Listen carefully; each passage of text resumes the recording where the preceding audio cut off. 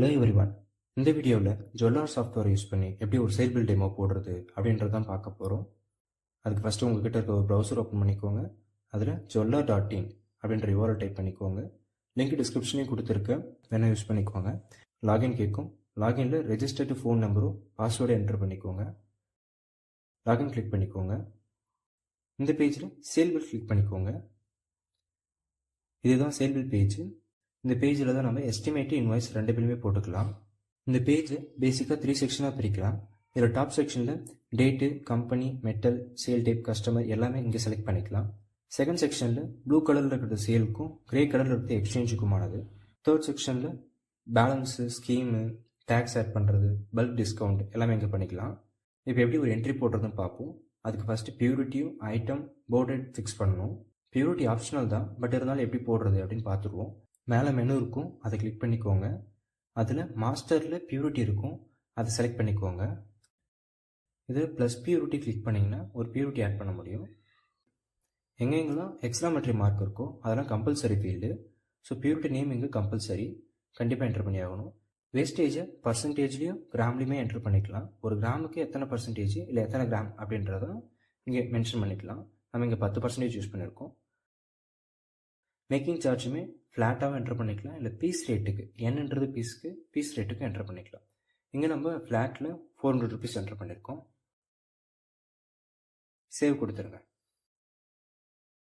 இப்போ எப்பப்பெல்லாம் நீங்கள் 22K பியூரிட்டி யூஸ் பண்ணுறோமோ அப்பப்பெல்லாம் வேஸ்டேஜும் எம்சியும் ஆட்டோமேட்டிக்காக அப்டேட் ஆகிடும்.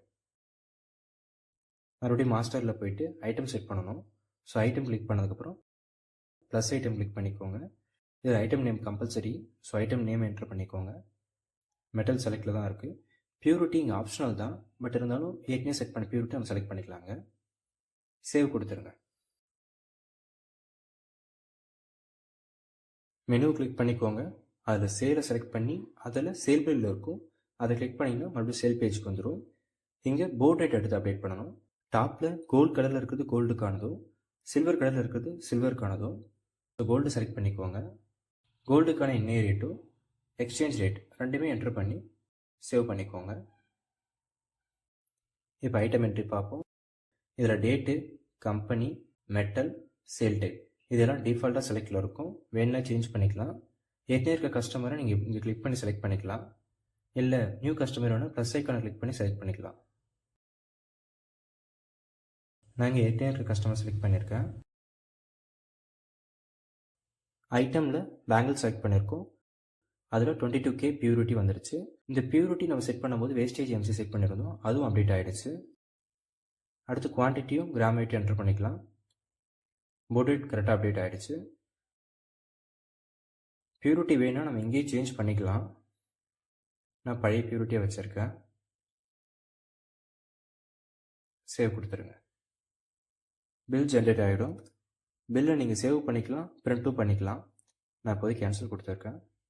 போட்ட பில்லை எப்படி பார்க்குறது அப்படின்னா, மேலே டாப்பில் டேட் இருக்கும். எந்த டேட்டில் நீங்கள் பில் பார்க்கணும்னு நினைக்கிறீங்களோ அந்த டேட்டை செலக்ட் பண்ணிக்கோங்க. பக்கத்துலேயே சர்ச் ஐக்கான் இருக்கும், அதை கிளிக் பண்ணிங்க அப்படின்னா செலக்ட் பண்ண டேட்டில் போட்ட எல்லா பில்லும் வந்துடும்.